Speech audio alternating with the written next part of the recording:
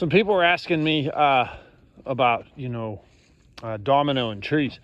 And someone asked me, like, do you do that all the time? How come you do it? Sometimes it's out of a moment of convenience. You can't always do it.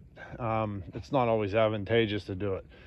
Here's a spot where it is good to do it, where it's going to work out. So the line, you can see it. See how that side's open? Like, that's old brush field. There's the fence row in that tree. You can see the ribbons. There's one there. There's another one. Where'd it go? Right there. I got that white oak there. It's behind that little cherry. I'm gonna have to push that one. But I've got this one here that's set back. It's leaning back this way. I haven't cut it yet. And I got this little cherry, and I got this cherry. And this cherry's got good head lean. That one might go, I don't know. The white oak is heavy to the top that way. It's got a little bit of lean that way. So here's an instance where I can use this tree to drive all three down the side of the, what do they call that? The side of the property line. And I won't have to worry about getting across the other side. So I'm gonna put this back here so you guys can catch me cutting all three.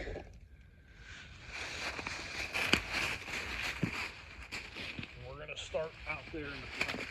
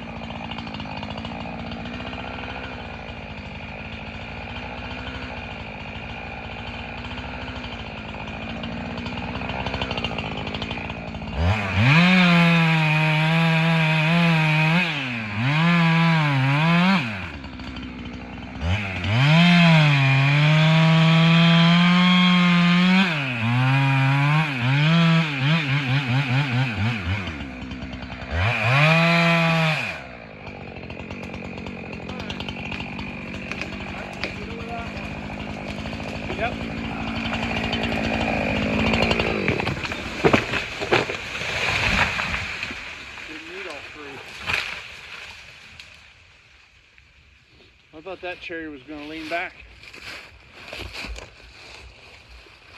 That was kind of anticlimactic for you.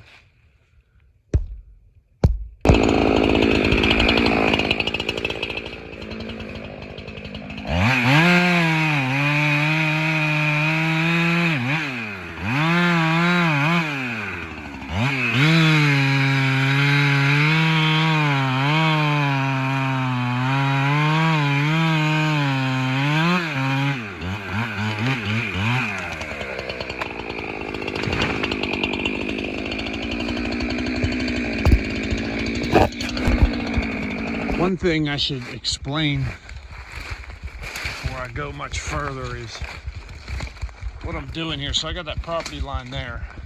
I cut all the pine up there. You see where there's the lack of trees up here on the edge of the hill. Look at that stuff, ain't that pretty? Another guy. Anyway, the issue you have here is when your hill comes down. Now out there it gets worse, but here it's gently sloping. It's not too bad here, but what happens is as your property line dies, as your cutting limits die going downhill, you know, so your property line's on the downhill side, all your trees naturally usually are leaning out, you know, over the hill, and it makes it very tough. So you always have ones along the property boundary that you got to push, you know, as for instance that one. I think we're going to try to grab that cherry. I don't know yet. That's pretty close. And then so you almost have to get to a point where you can work out the center of this, but you got to leave enough open that you can get back down here with a machine and shove that stuff up. Now you can see out there ain't much out there. I've cut out there already. That was part of a different block. This is one little block. That was part of the big one, and that's big one over there. And I'm just finishing up this lady's here.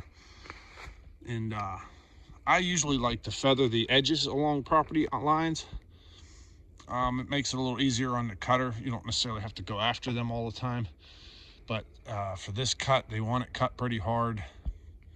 And this is so thick. This has been hacked twice in the past 22 years. So it's worked over. It needs obliterated pretty much, but I believe this is everything 10 inches at the stump and up is game to take, you know, at cutter's discretion. So I'm leaving some massed trees here and there to, you know, help, you know, propagate good hardwood coming back. But it's just a tough area to work. It's just a really, really tough area to work. And it could be a lot like a puzzle, you know, you just gotta break it apart. So